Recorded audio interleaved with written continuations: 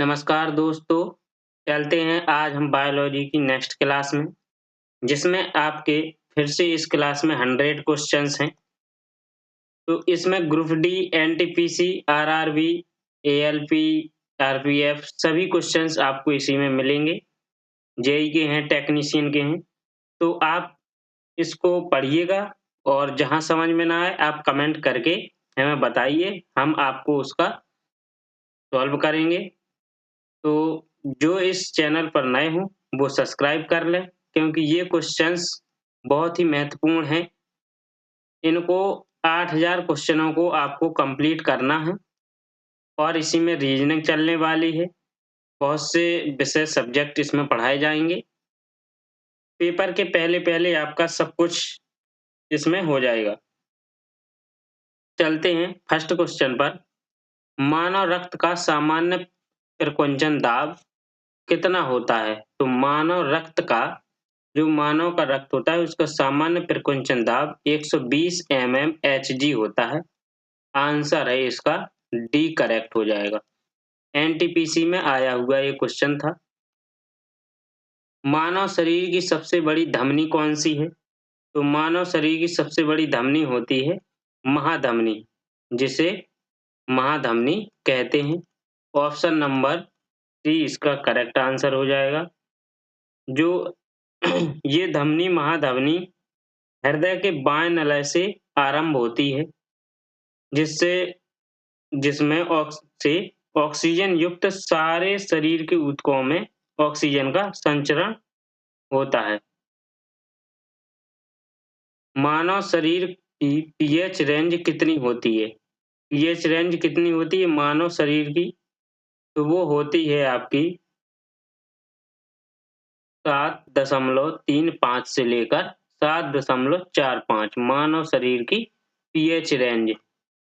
ये भूलना नहीं है। ऑप्शन नंबर डी इसका करेक्ट हो जाएगा। मानव शरीर की पीएच मान होती है 7.35 से 7.45। मानव शरीर का पीएच स्तर होता है कितना? अब स्तर पूछा उसने, मानव शरीर का स्तर कितना होता है? तो मानव शरीर का स्तर होता है आपका 6 से लेकर 6.8 तक। मानव शरीर का पीएच स्तर होता है 6 से लेकर 6.8 तक। और सामान्य जो अभी पिछला क्वेश्चन हुआ था, तो सामान्य पदार्थों का जो पीएच मान होता है, समुद्री जल का कितना होता है? तो वो 8.4 होता है। समुद्री जल का पीएच मान 8.4 और रक्त का पीएच मान कितना होता है? रक्त का तो वो होता है 7.4। लार का पीएच मान कितना होता है? तो लार का 6.5 और दूध का पीएच मान 6.4। नींबू का, ये आपको याद रखना है, नींबू का पीएच मान 2.2 होता है। और मानव शरीर की रेंज 7.35 से 7.45 होती है। एक सबसे छोटी रक्त वाहिका को क्या कहा जाता है? तो सबसे छोटी रक्त वाहिका को कोशिका कहा जाता है। ऑप्शन नंबर बी इसका करेक्ट हो जाएगा, कोशिका। निम्नलिखित में से कौन सा प्लाज्मा प्रोटीन रक्त के स्कंदन में निहित है? तो कौन सा प्लाज्मा जो प्रोटीन रक्त के स्कंदन में रक्त है वो निहित है, तो वो है आपका फैब्रिनोजन। ऑप्शन नंबर सी इसका करेक्ट आंसर हो जाएगा। फैब्रिनोजन ये प्लाज्मा प्रोटीन रक्त के स्कंदन में निहित है। एक पारंपरिक रक्तचाप मापने वाले उपकरण जिसमें चिकित्सक को पारे की कॉलम में उतार-चढ़ाव नजर आता है, हस्तचालित वायु पंप किससे जुड़ा रहता है? तो हस्तचालित वायु पंप किससे जुड़ा होता है? वो मरकरी कॉलम से जुड़ा होता है। ऑप्शन नंबर डी इसका करेक्ट हो जाएगा। मरकरी कॉलम से जुड़ा होता है। इनमें से कौन सा रक्त समूह यूनिवर्सल दाता माना जाता है? कौन सा रक्त समूह है जो सभी को रक्त दे सकता है? तो वो है ओ वर्ग वाला रक्त समूह। ये सभी को रक्त दे सकता है। ये बी को भी देगा, ओ वाला, एबी को भी देगा और ए को भी देगा। इनमें से कौन सा एक रक्त समूह नहीं है? तो कौन सा इसमें से रक्त समूह नहीं है? वो सी नहीं है। ऑप्शन नंबर सी इसका करेक्ट हो जाएगा। ये रक्त समूह नहीं है। निम्नलिखित में से किस रक्त समूह को सार्वभौमिक दाता के रूप में जाना जाता है? तो वही है, सार्वभौमिक दाता के रूप में ओ को जाना जाता है। ऑप्शन नंबर डी इसका करेक्ट हो जाएगा आंसर। वह विकल्प चुनें जो संवहनी तंत्र के संदर्भ में सत्य नहीं है। तो संवहनी तंत्र के संदर्भ में सत्य नहीं है, तो क्या सत्य नहीं है? वो यह शरीर के वजन के लगभग 1.7 से 1.8% होता है। ऑप्शन नंबर डी ये सत्य नहीं है। एक वयस्क व्यक्ति में लगभग 6 से 6.8 लीटर रक्त होता है। ये सही है। मानव आरबीसी का जीवन 115 से 120 दिन होता है। ये सही है। मानव शरीर आरबीसी का यानी लाल रक्त कणिकाएं लाल रक्त संवहनी संयोजी ऊतक हैं। ये सही है। परिसंचरण तंत्र के बारे में निम्न में से कौन सा विकल्प सही नहीं है? तो परिसंचरण तंत्र के बारे में कौन सा विकल्प सही नहीं है? वो डी नहीं है। ऑप्शन नंबर डी इसका आंसर हो जाएगा। केवल रक्त ही श्वेत प्रवाही संयोजी ऊतक है। केवल रक्त ही ये सही नहीं है कि रक्त ही श्वेत प्रवाही संयोजी ऊतक है। ये एक वयस्क मनुष्य के शरीर में रक्त की मात्रा ये सही है। आरबीसी का दिन कितना होता है? 115 से 120 ये सही है। परिसंचरण तंत्र मनुष्य के कुल भार का 7 से 8% होता है। ये भी सही है। रक्त का वह भाग है जिसमें 92% जल होता है और शेष 8% में प्रोटीन, खनिज, हार्मोन, एंजाइम तथा अन्य पदार्थ होते हैं। तो वह कौन सा भाग है? वो प्लाज्मा है। कौन? प्लाज्मा। ऑप्शन नंबर डी इसका करेक्ट हो जाएगा। प्लाज्मा में 8% पाए जाते हैं खाद्य पदार्थ, प्रोटीन, खनिज, हार्मोन्स, एंजाइम। सामान्य मानव रक्त है। तो सामान्य मानव रक्त जो है वो थोड़ा क्षारीय है। सामान्य मानव का रक्त थोड़ा क्षारीय है। एक स्वस्थ व्यक्ति का रक्त दाब होता है। तो स्वस्थ व्यक्ति का रक्त दाब 120/80 कितना होता है? 120/80 होता है। एक स्वस्थ मनुष्य का रक्त दाब। ऑप्शन नंबर सी इसका करेक्ट आंसर हो जाएगा। 120/80।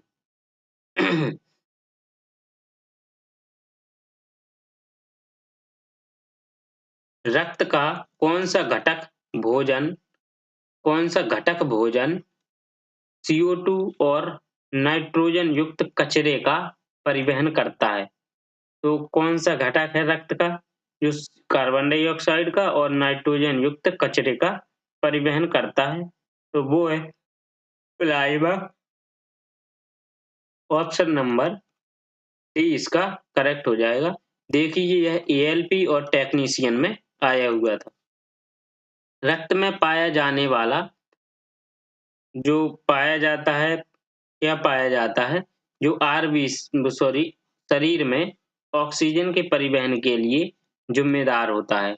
ऑक्सीजन का शरीर में पूरे शरीर में परिवहन करता है। तो वो कौन जिम्मेदार होता है जो रक्त में पाया जाता है? तो वो लाल रक्त कोशिकाएं यानी आरबीसी होती हैं।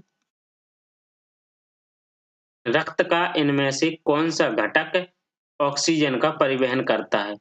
तो ऑक्सीजन का परिवहन कौन करता है? आरबीसी ही करती हैं ऑक्सीजन का परिवहन। ऊतक रक्त वाहिका के व्यास को बदल देता है। ऊतक रक्त वाहिका के व्यास को बदल देता है तो वो मांसपेशी ऊतक जो होता है, मांसपेशी ऊतक रक्त वाहिका को बदल देता है। हड्डी नहीं बदलती, उपकला नहीं बदलती, हृदय नहीं बदलता।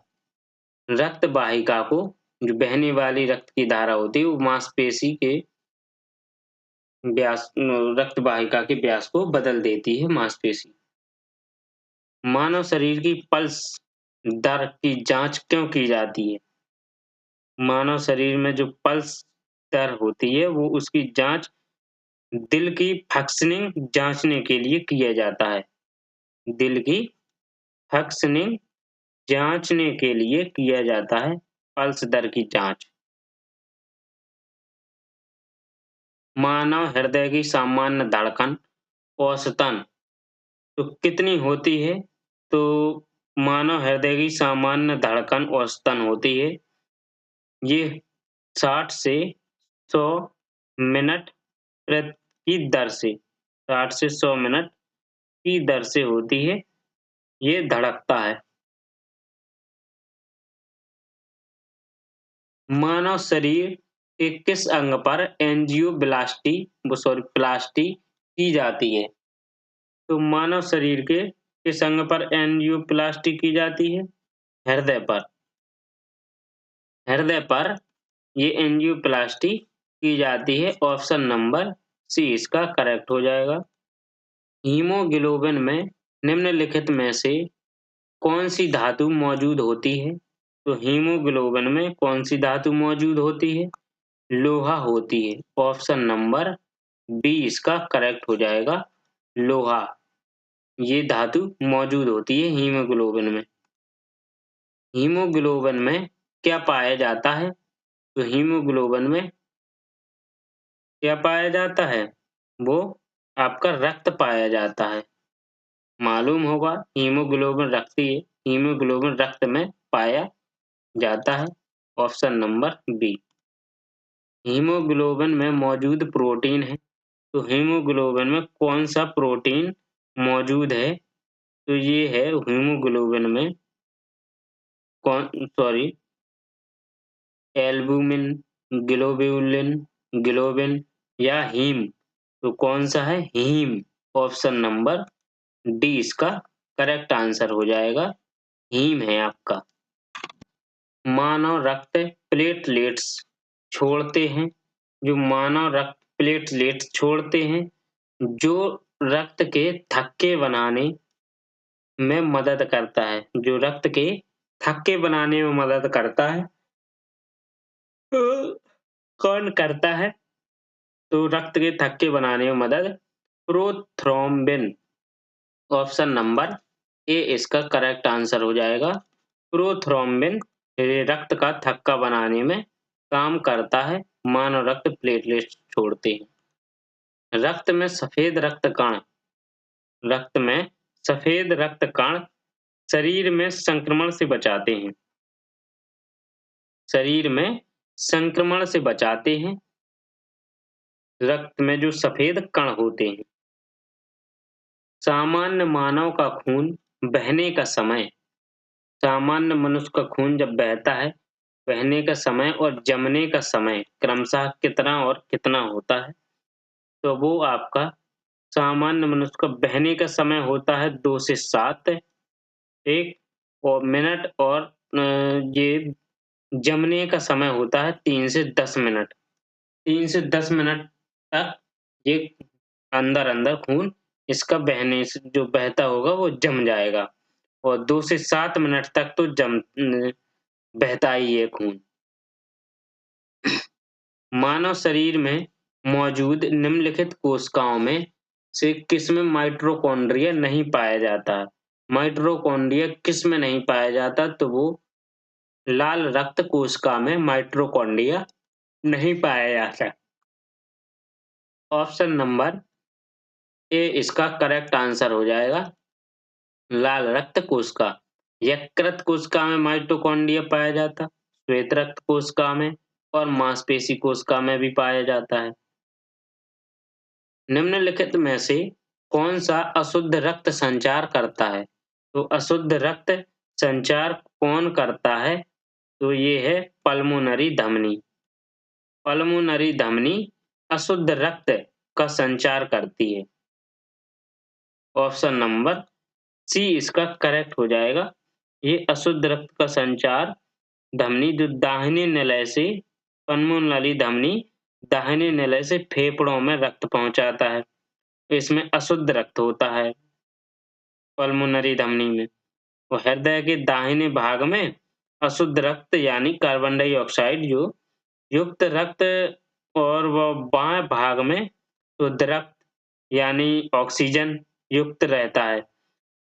ठीक, तो जो हृदय के दाहिने भाग में अशुद्ध रक्त और बाएं भाग में शुद्ध रक्त, तो इसका रक्त का पीएच मान कितना होता है? वो 7.4 होता है, याद रखना है। निम्नलिखित में से कौन सा कोलेस्ट्रॉल का उल्लेख नहीं करता? तो कौन सा कोलेस्ट्रॉल का उल्लेख नहीं करता है? वो रीसस फैक्टर है। कौन? रीसस फैक्टर है, वो कोलेस्ट्रॉल का उल्लेख नहीं करता है। आंतरिक गति निर्धारक मानव शरीर के निम्नलिखित अंगों में से कहाँ स्थिर होता है? तो कहाँ स्थिर होता है? वो दिल में। आंतरिक गति निर्धारक अंदर की जो गति है वो निर्धारित करती है, तो वो दिल ही करता है। जब ज़्यादा तेज़ी से दौड़ेंगे तो जल्दी-जल्दी धड़केगा, आराम-आराम दौड़ेंगे तो कम धड़केगा। वही गति निर्धारित करता है दिल। ए, बी और ओ खून ग्रुप प्रणाली का आविष्कार किसने किया था?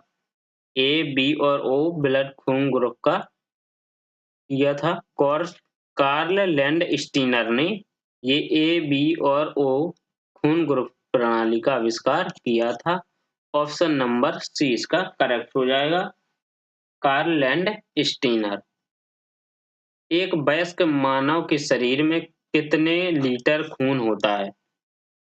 एक वयस्क मानव के शरीर में कितने लीटर खून होता है?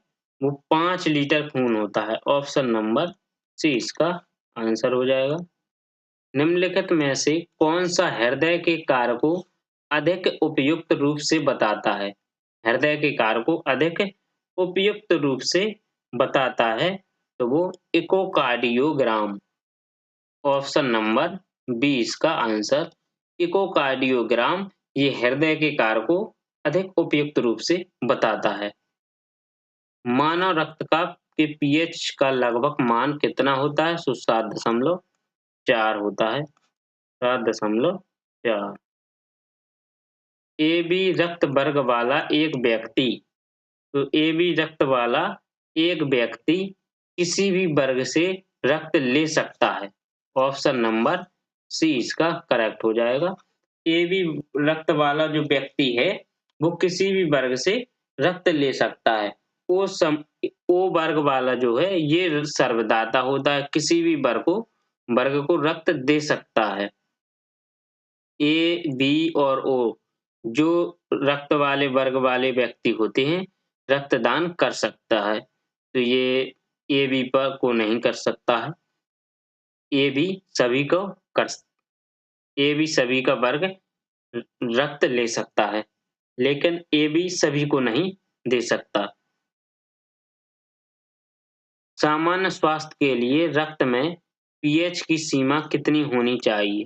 सामान्य स्वास्थ्य के लिए तो रक्त की पीएच मान होनी चाहिए 7.5 से यानी 7.35 से 7.45 होनी चाहिए। ऑप्शन नंबर सी इसका करेक्ट हो जाएगा।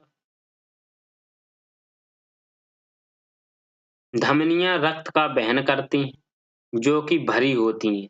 तो धमनियों में रक्त बहता है, सिराओं में रक्त जो बहता है, तो ऑक्सीजन भरी होती है।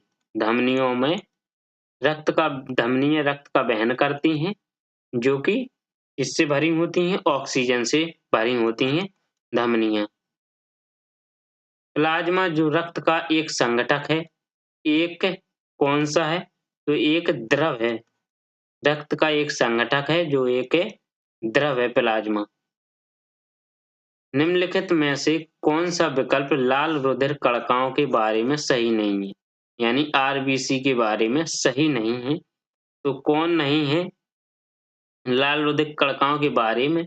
वो लंबाई 5.7 ये बताई गई है उसने, तो ये सही नहीं है 5.7। इसकी कितनी होती है? आरबीसी की लंबाई होती है 7 माइक्रोमीटर होती है। 7 माइक्रोमीटर होती है। ये 5.7 माइक्रोमीटर नहीं होती। इसका कार्य क्या होता है आरबीसी का? तो ऑक्सीजन और कार्बन डाइऑक्साइड का परिवहन करते हैं और हीमोग्लोबिन मौजूद होता है। आकृति वृत्तीय और उभयताल होती है। निम्नलिखित में से कौन सी नस शरीर के पूर्ववर्ती हिस्सों से रक्त एकत्र करता है? पूर्ववर्ती हिस्सों से ऐसी कौन सी नस है जो पूर्ववर्ती हिस्सों से रक्त एकत्र करती है? तो वो है आपका ऑप्शन कौन सा हो जाएगा? निलय या सुपीरियर वेना कावा या महाधमनी? तो सुपीरियर वेना कावा जो है ये नस शरीर के पूर्ववर्ती हिस्सों से रक्त एकत्रित करता है। कावा, सुपीरियर, सुपर। वह विकल्प चुनें जो परिसंचरण तंत्र के बारे में सत्य नहीं है। परिसंचरण तंत्र के बारे में सत्य नहीं है। वो यह शरीर के भार का लगभग 17 से 18% होता है। ये गलत है। ऑप्शन नंबर डी इसका करेक्ट, ये गलत हो जाएगा। मानव आरबीसी का जीवन 115 से 120, इसमें लगभग 6.8 लीटर रक्त होता है, ये सही है। लाल संवहनी संयोजी ऊतक है, ये सही है। वह विकल्प चुनें जो संवहनी तंत्र के संदर्भ में सत्य नहीं है। संवहनी तंत्र के संदर्भ में सत्य नहीं है तो वह विकल्प चुनना है, वो है आपका बी। रक्त उच्च दबाव पर झटके से और तेजी से उनमें बहता है, ये गलत है। Option number B. वजन शरीर के वजन के लगभग 7 से 8% होता है, ये सही है। जीवन धारा कहा जाता है रक्त को, ये सही है। मानव हृदय का आकार एक बंद मुट्ठी जितना है, ये सही है। संवहनी तंत्र के संदर्भ में सत्य नहीं है। पूछ रहा है, फिर से वही पूछ रहा है वो। तो क्या है इसका आंसर? वही रक्त कम दबाव पर उनमें झटके से और तेजी से बहता है। इसमें क्या है? उसमें कह रहा था कि रक्त उच्च दबाव पर झटके से और तेजी से उनमें बहता है, ये गलत है। और इसमें कह रहा है रक्त कम दबाव पर उनमें झटके से और तेजी से बहता है, ये भी सत्य नहीं है। मनुष्य के शरीर में उपस्थित निम्न में से किस कोशिका में केंद्रक नहीं होता? तो ऐसी कौन सी कोशिका है जिसमें केंद्रक नहीं होता? तो वो एरिथ्रोसाइट्स है। एरिथ्रोसाइट्स, इसमें केंद्रक नहीं होता। Option number A. अरेखित स्नायु तंतु में केंद्रक होता, तंत्रिका कोशिका में केंद्रक, श्वेत कोशिका में केंद्रक होता है। वह विकल्प चुनें जो परिसंचरण तंत्र के संदर्भ में सत्य नहीं है। तो कौन सा सत्य नहीं है? तो वो आपका हो जाएगा कौन सा? ऑप्शन नंबर डी करेक्ट हो जाएगा। 115 से 120 जीवन काल है लाल रक्त आरबीसी का, और ये दिया है 15 से 20, तो ये गलत हो जाएगा। रक्त एक क्या है? तो रक्त एक कौन सा ऊतक है? तो रक्त एक संयोजी ऊतक है। संयोजी ऊतक है रक्त। ये बहुत ही इम्पोर्टेंट, ये क्वेश्चन आएगा ही आएगा कि रक्त कौन सा ऊतक है? तो संयोजी ऊतक है। मानव रक्त में सबसे बड़ी कणिकाएं होती हैं, तो सबसे बड़ी कणिकाएं मानव रक्त में श्वेत कणिकाएं होती हैं, या श्वेत कोशिकाएं या कणिकाएं मानव रक्त में सबसे बड़ी होती हैं श्वेत। में किसमें तंतु बंध नहीं होते? तो किसमें तंतु बंद नहीं होते? रक्त में तंतु बंद नहीं होते। यकृत में तंतु बंद होते हैं, वृक्क में होते, हृदय में होते, लेकिन रक्त में कोई तंतु बंद नहीं होते। हीमोग्लोबिन में निम्न में से हीमोग्लोबिन में निम्न में से कौन सी धातु मौजूद है? तो हीमोग्लोबिन में कौन सी धातु मौजूद होती है? वो Fe होता है। क्या होता है? Fe हीमोग्लोबिन में ये मौजूद होता है, यानी लोहा, आयरन। हृदय पेशी कोशिकाएं होती हैं, तो हृदय पेशी कोशिकाएं होती हैं वो बेलनाकार होती हैं। कैसी होती हैं? बेलनाकार, शाखायुक्त और एक नाभिकीय होती हैं। बेलनाकार, शाखायुक्त और एक नाभिकीय होती हैं हृदय पेशी कोशिकाएं। हृदय मांसपेशियां कैसी होती हैं? हृदय पेशी कोशिकाएं तो बता दी कि कैसी होती हैं, बेलनाकार होती हैं, शाखायुक्त होती हैं, एक नाभिकीय। अब कह रहा है हृदय मांसपेशी कैसी होती हैं? तो हृदय मांसपेशियां आपकी बेलनाकार होती हैं और शाखित होती हैं, शाखित और एकल नाभिक होती हैं। ऑप्शन नंबर बी इसका करेक्ट हो जाएगा। निम्नलिखित में से कौन सी नलिका है जो दिल से निकलती है और शरीर में विभिन्न अंगों में रक्त संचारित करती है? ऐसी कौन सी नलिका है जो विभिन्न अंगों में रक्त संचारित करती है? तो वो है धमनी, जो रक्त संचारित करती है। Option number C. हृदय चक्र क्या है? हृदय चक्र क्या है? तो हृदय के संकुचन और शिथिलीकरण का एक चक्र हृदय चक्र है, जो हृदय के संकुचन और शिथिलीकरण का एक चक्र। किसको 4 भागों में विभाजित किया जाता है?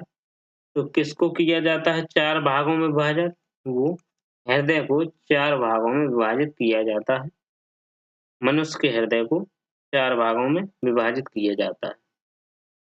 फेफड़ों में श्वसन गैसों का आदान-प्रदान फेफड़ों में श्वसन गैसों का आदान-प्रदान किसमें होता है? तो वो श्वसन गैसों का आदान-प्रदान एल्वियोली यानी कूपिका में होता है। ऑप्शन नंबर सी इसका करेक्ट हो जाएगा। रक्त कोशिकाओं में बहने वाले रुधिर के बीच होता है। ये कूपिकाओं में फैली हुई होती हैं जो गैसें, वो रक्त कोशिकाओं में बहने वाले रुधिर के बीच होती हैं। निम्न में से किसकी तुलना सैनिकों से की जा सकती है? तो सैनिकों से किसकी तुलना की जा सकती है? श्वेत रक्त कोशिकाएं की तुलना श्वेत रक्त कोशिकाओं की तुलना सैनिकों से की जा सकती है। ऑप्शन नंबर डी इसका करेक्ट हो जाएगा। निम्नलिखित में से किसे मानव शरीर का सैनिक कहा जाता है? तो मानव शरीर का सैनिक किसे कहा जाता है? तो वो आपको आरबीसी को वो सॉरी डब्ल्यूबीसी को कहा जाता है सैनिक। सैनिक किसे कहा जाता है मानव शरीर का? डब्ल्यूबीसी को। निलय की भित्ति आलंद की भित्ति से छोटी होती है या बड़ी होती है? तो मोटी होती है। ऑप्शन नंबर ए इसका करेक्ट हो जाएगा। निलय की भित्ति मोटी होती है और आलंद की भित्ति पतली होती है। निम्नलिखित में से कौन सा डब्ल्यूबीसी के बारे में सही नहीं है? डब्ल्यूबीसी के बारे में सही नहीं है, तो ये नहीं है आपका ए। आकार डब्ल्यूबीसी का आकार 18 से 25 माइक्रोमीटर, ये नहीं है डब्ल्यूबीसी का आकार, ये नहीं है, तो ये सही नहीं है। Option number A. अमीबी या वृत्ताकार होता है डब्ल्यूबीसी, ये सही है। सैनिक के रूप में कार्य करते हैं और रोगाणुओं को मारते हैं, सही है। नाभिक में केंद्रित, ये सही है। निम्नलिखित में से कौन सा संवहनी तंत्र के बारे में सच नहीं है? तो संवहनी तंत्र के बारे में सच नहीं है। रक्त सफेद या लाल संवहनी संयोजी ऊतक है, ये सही नहीं है। संवहनी तंत्र के बारे में रक्त सफेद या लाल संवहनी संयोजी ऊतक है। हृदय मेम्ब्रेन झिल्ली, मेम्ब्रेन मतलब झिल्ली की 2 परतों से ढका होता है। इन झिल्लियों को क्या कहा जाता है? तो इन झिल्लियों को पेरिकार्डियल मेम्ब्रेन कहा जाता है। ऑप्शन नंबर बी इसका आंसर हो जाएगा। पेरिकार्डियल मेम्ब्रेन हृदय मेम्ब्रेन की 2 परतों से ढका होता है। उन झिल्लियों को पेरिकार्डियल मेम्ब्रेन कहा जाता है। रक्त को धमनियों से सिराओं में जिन सूक्ष्म नलिकाओं के माध्यम से प्रवाहित किया जाता है, जब रक्त धमनियों से सिराओं में जाता है और जिन सूक्ष्म नलिकाओं के माध्यम से प्रवाहित होता है, उन्हें क्या कहा जाता है? तो उन्हें कोशिकाएं कहा जाता है। ऑप्शन नंबर सी इम्पोर्टेंट है ये क्वेश्चन। उन्हें क्या कहा जाता है? कोशिकाएं कहा जाता है, केशिकाएं। पुरकिंजे तंतु क्या पुरकिंजे तंतु किसमें विशिष्ट है? तो पुरकिंजे तंतु किसमें विशिष्ट है? ये हृदय में स्नायु तंतु में, हृदय में स्नायु तंतु में विशिष्ट है पुरकिंजे तंतु। मनुष्यों की सामान्य स्पंदन दर यानी पल्स रेट क्या है? तो मनुष्यों की सामान्य स्पंदन दर कितनी है? 70 से 80 बीट प्रति minute. Option number C pulse rate 70 से 80 बीट प्रति मिनट। हमारी त्वचा के नीचे की छोटी रक्त वाहिकाओं को क्या कहा जाता है? तो हमारी त्वचा के नीचे की छोटी रक्त वाहिकाओं को केशिका कहा जाता है। क्या कहा जाता है? छोटी रक्त वाहिकाओं को केशिका कहा जाता है। इसमें से कौन सा उपकरण रोगियों की हृदय गति को नियंत्रित करता है? कौन सा उपकरण है जो रोगियों की हृदय गति को नियंत्रित करता है? तो वो है आपका पेसमेकर। पेसमेकर जितने भी रोगी होते हैं उनकी हृदय गति को नियंत्रित करता है पेसमेकर। वही लर्न करना है तो आपको ट्रिक से करना पड़ेगा। जब हम किसी जो कैदी होता है उसे जज के सामने पेश करते हैं, ठीक उसी प्रकार रोगी को भी हम डॉक्टर के सामने पेश करते हैं, तो उसकी हृदय की गति को नियंत्रित करते हैं पेसमेकर। श्वसन की प्रक्रिया के दौरान जब श्वसन की प्रक्रिया होती है श्वास लेने की, तो उसके दौरान ग्लूकोज के एक अणु के साथ ऑक्सीजन के कितने अणु जुड़ते हैं? तो ग्लूकोज के एक अणु के साथ उसके ऑक्सीजन के 6 अणु जुड़ते हैं। कितने? 6। ऑप्शन नंबर सी इसका करेक्ट हो जाएगा। कैसे? जैसे ग्लूकोज के दिए C6H12O6, तो ऑक्सीजन के 6 अणु ग्लूकोज के एक अणु के साथ ऑक्सीजन के 6 अणु। ठीक है, इसको देखेंगे, इसमें प्लस करेंगे कितने? +6O2। तो श्वसन प्रक्रिया के दौरान ऑक्सीजन के साथ तो ये क्या निकला? Carbon dioxide plus 6H2O plus ऊर्जा मिलेगी। जंतुओं में श्वसन सतह की कुछ विशेषताओं का उल्लेख नीचे किया गया है। गलत विकल्प का चयन कीजिए। तो गलत विकल्प है यह बहुत मोटी होती है। ये ऑप्शन गलत है।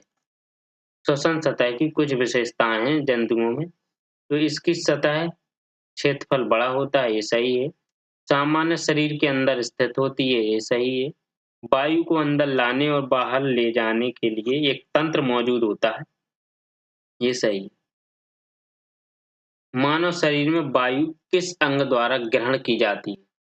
हम मानव शरीर में अंदर वायु को ग्रहण करते हैं, तो किस अंग द्वारा ग्रहण करते हैं? वो नासाद्वार द्वारा ग्रहण करते हैं हम अंदर। ऑप्शन नंबर बी इसका करेक्ट आंसर हो जाएगा। श्वसन पथ में पक्षमाभ की क्या भूमिका होती है? तो श्वसन पक्ष में ये होती है, पक्षमाभ फेफड़ों और वायु पथ से नाक की ओर स्थित बलगम को साफ करते हैं। बलगम को साफ करते हैं। फेफड़ों में कूपिकाओं के होने का क्या कारण है? तो फेफड़ों में कूपिकाओं के होने का क्या कारण है? तो ये आपको क्लियर पता है कि फेफड़ों में कूपिकाओं के होने का पृष्ठीय क्षेत्रफल में वृद्धि करना। ऑप्शन नंबर सी इसका करेक्ट हो जाएगा। फेफड़ों में कूपिकाओं का होना ये है पृष्ठीय क्षेत्रफल में वृद्धि होने का कारण। अनोक्सी श्वसन के लिए किए गए चरण को पूर्ण कीजिए। ग्लूकोज इतना, तो ये कार्बन डाइऑक्साइड CO2 प्लस ऊर्जा ATP के रूप में होती है। तो इसको पूर्ण करना है तो क्या इधर आएगा? एथेनॉल। क्या आएगा? एथेनॉल आएगा। C2H5OH। ऑप्शन नंबर बी इसका करेक्ट हो जाएगा। आंसर एथेनॉल C2, यहाँ C2H5 और OH ethanol plus carbon dioxide CO2 plus ऊर्जा। नीचे दिए गए मानव श्वसन तंत्र के भागों को ABC के अनुसार ये अक्षरों द्वारा नामांकित किया गया। ये क्या है? ये A है, ठीक, ये B है, ये C है, ये B है और ये A है, ठीक है। A है ये B है, ये C है। अब इसमें बताना है आपको कि कौन सा आंसर सही है। कि मानव श्वसन तंत्रों के भागों में A ग्रसनी, B श्वयंत्र तथा C श्वास नली को दर्शाता है। तो A है ग्रसनी, B है स्वरयंत्र, स्वर निकलता है इससे, यंत्र है हैं, और C है ग्रास नली। ऑप्शन नंबर A इसका करेक्ट हो जाएगा। विश्वमाथामा में एक वयस्क मनुष्य 1 मिनट में औसतन कितनी बार सांस लेता है और छोड़ता है? तो 1 मिनट में कितनी बार वयस्क मनुष्य सांस लेता है और छोड़ता है? तो वो आपका छोड़ता है और लेता है 15 से 18 बार सांस लेता है 1 मिनट में और छोड़ता है। Option number A. पहले चरण के आरंभ में ऑक्सी श्वसन के दौरान उत्पन्न उभयनिष्ठ उत्पाद निम्न में से कौन सा है? तो उभयनिष्ठ उत्पाद ये है पाइरूवेट। पाइरूवेट उभयनिष्ठ श्वसन के दौरान, आरंभ में ऑक्सी श्वसन के दौरान ये उभयनिष्ठ उत्पाद है। यौवनारंभ के दौरान आवाज बदल जाती, ऐसा क्यों होता है? यौवनारंभ, जब यौवन आता है, आरंभ शुरू होता है यौवन यानी जवानी, तो उसके दौरान आवाज बदल जाती है, क्योंकि स्वर यंत्र जो होता है ये लैरिंक्स यानी लैरिंक्स जो स्वर यंत्र के विकास के कारण होता है। जैसे ही अपनी यौवन आएगा, जवानी आएगी, तो स्वर यंत्र बदल जाता है, विकास हो जाता है उसका। मानव शरीर में पाइरूवेट का ऑक्सी विघटन कहाँ पर होता है?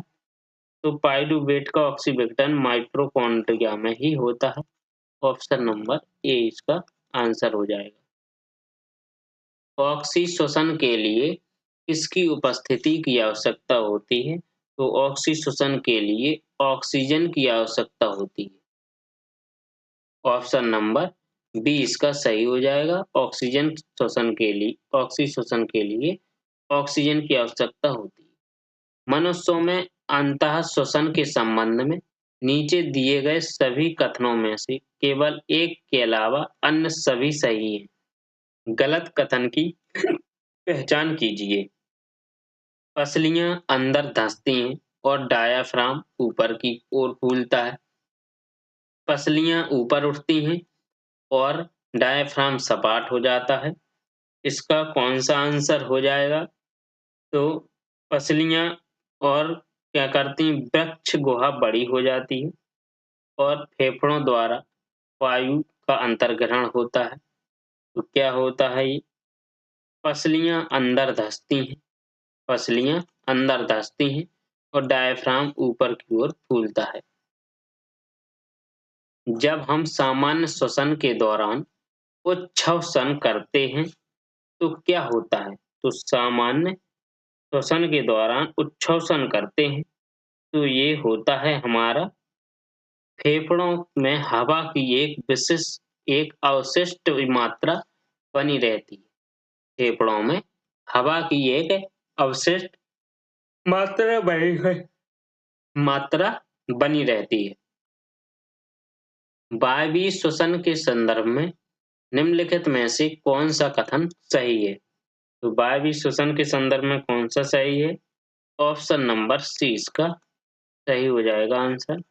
माइटोकॉन्ड्रिया में पाइरूवेट के एक अणु के विघटन के फलस्वरूप कार्बन डाइऑक्साइड के 3 अणु बनते हैं। ऑप्शन नंबर सी इसका सही हो जाएगा। माइटोकॉन्ड्रिया में ऑक्सीजन की मदद से पाइरूवेट के विघटन के दौरान कार्बन डाइऑक्साइड के कितने अणु बनते हैं? तो पाइरूवेट के विघटन के दौरान इसके कितने अणु बनते हैं? वो 3 अणु बनते हैं।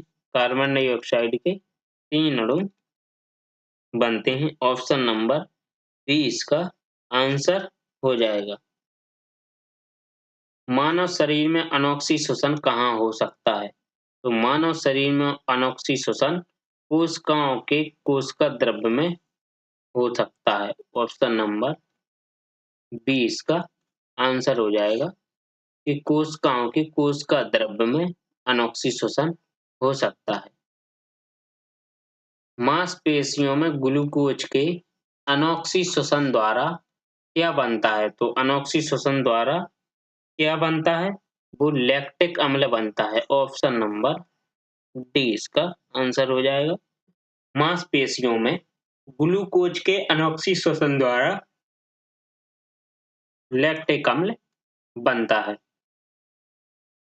मानवों द्वारा सामान्यतः अंतःश्वसित और उच्छ्वासित वायु में ऑक्सीजन का प्रतिशत कितना होता है? अंतःश्वसित और उच्छ्वसित तो कितना होता है इसका? अंतःश्वसित वायु में लगभग 21% और उच्छ्वसित वायु में लगभग 16% ऑक्सीजन का प्रतिशत होता है। वायु में 16% और ये अंतःश्वसित वायु में लगभग 21%। श्वसन के दौरान निम्न में से कौन से 3 कार्बन वाले अणु बनते हैं? तो 3 कार्बन वाले अणु बनते हैं वो लैक्टिक अम्ल और पाइरूवेट। कौन से? लैक्टिक अम्ल और पाइरूवेट 3 कार्बन वाले अणु बनते हैं। श्वसन की इनमें से किस अभिक्रिया में ऑक्सीजन की आवश्यकता होती है? तो श्वसन की किस अभिक्रिया में ऑक्सीजन की आवश्यकता होती है? तो ये होती है आपकी पाइरूवेट के कार्बन डाइऑक्साइड और H2O और ऊर्जा में रूपांतरण अभिक्रिया में ऑक्सीजन की आवश्यकता होती है। कौन सा भाग यह सुनिश्चित करता है कि श्वसन के दौरान वायु मार्ग बंद ना हो सके? ये कौन मतलब करता है कि श्वसन जब हम सांस लेते हैं तो वायु मार्ग बंद ना हो सके, ये कौन करता है? तो ये आपका उपास्थि वलय करता है। कौन? उपास्थि वलय। ऑप्शन नंबर सी इसका करेक्ट हो जाएगा। ये याद रख लो, कोई भी पूछ सकता है कि जब हम श्वास लेते हैं तो श्वास के दौरान यह मार्ग बंद ना हो, वायु मार्ग। मनुष्य के श्वसन तंत्र में वायु की मात्रा कम होने पर निम्न में से किसकी उपस्थिति श्वसन तंत्र में वायु मार्ग को निपतित नहीं होने देती है? तो निपतित नहीं होने देती है वो उपास्थि वलय। ऑप्शन नंबर डी इसका आंसर हो जाएगा। श्वसन तंत्र का कौन सा भाग वायु मार्ग को नष्ट होने से रोकता है? तो वो उपास्थि के छल्ले हो जाएंगे। उपास्थि के छल्ले या उपास्थि वलय ये वायु मार्ग को नष्ट होने से रोकता है। कोशिकीय श्वसन का पहला चरण जिसमें 6 कार्बन वाले अणु ग्लूकोज का 3 कार्बन वाले अणु वाले पाइरूवेट में विघटित होता है और कोशिकांग में घटित होता है। तो ये इसका आंसर क्या हो जाएगा? ऑप्शन नंबर सी इसका कोशिका द्रव्य इसका आंसर हो जाएगा। प्रत्येक श्वसन चक्र के दौरान जब वायु अंदर ली जाती है और बाहर निकाली जाती है तो फेफड़ों में हमेशा कुछ मात्रा में वायु होती ही है ताकि ऑक्सीजन को अवशोषित करने और कार्बन डाइऑक्साइड को छोड़ने के लिए पर्याप्त समय मिल सके। वायु की इस मात्रा को क्या कहा जाता है? तो वायु की इस मात्रा को क्या कहा जाता है? तो वो आपका आंसर हो जाएगा अवशिष्ट मात्रा। ऑप्शन नंबर सी अवशिष्ट मात्रा कहा जाता है। फेफड़ों में मौजूद वे गुब्बारे जैसी संरचना क्या कहलाती हैं जहां गैसों का विनिमय होता है? तो गुब्बारे जैसी संरचना क्या कहलाती हैं जिसमें गैसों का विनिमय होता है? वो कूपिका कहलाती हैं। ऑप्शन नंबर सी इसका आंसर हो जाएगा कूपिका। विश्राम अवस्था में एक वयस्क मनुष्य 1 मिनट में कितनी बार सांस लेता है? तो विश्राम अवस्था में स्वस्थ मनुष्य 1 मिनट में 15 से 18 बार सांस ले सकता है, लेता है। ये भी क्वेश्चन हुआ था अभी, फिर से आया। वायवीय श्वसन क्या है? तो वायवीय श्वसन क्या है? तो ये ऑक्सीजन की उपस्थिति में श्वसन है। ऑक्सीजन की उपस्थिति में श्वसन है। इसका आंसर हो जाएगा बी वायवीय श्वसन। जब ऑक्सीजन की अनुपस्थिति में भी श्वसन होता है तो इसे कौन सा श्वसन कहते हैं? परिसंचरणात्मक श्वसन, वायवीय, अवायवीय या संकुचित श्वसन। तो इसे अवायवीय श्वसन कहते हैं। जब ऑक्सीजन की अनुपस्थिति हो तो अवायवीय श्वसन और जब ऑक्सीजन की उपस्थिति हो तो वायवीय श्वसन। श्वास नली इनमें से किस मानव तंत्र का एक भाग है? तो किस मानव तंत्र का एक ये भाग है? तो ये है श्वसन तंत्र। श्वास नली श्वसन तंत्र का एक भाग है। ट्रेकिया मानव शरीर के किस तंत्र का भाग है? तो ट्रेकिया भी श्वसन तंत्र का ही भाग है। मानव शरीर के श्वसन तंत्र का ही ट्रेकिया भाग है। ऑप्शन नंबर बी आंसर सही हो जाएगा। आपके 100 क्वेश्चंस कंप्लीट हुए। जिसको भी जहां समझ में ना आया हो वो हमें कमेंट करके बता सकते हैं। हम आपको आंसर बताएंगे उसका। और डेली क्लास लेते रहिएगा। जिन्होंने अभी तक सब्सक्राइब नहीं किया है वो सब्सक्राइब कर लें और शेयर करें और लाइक करें। ओके।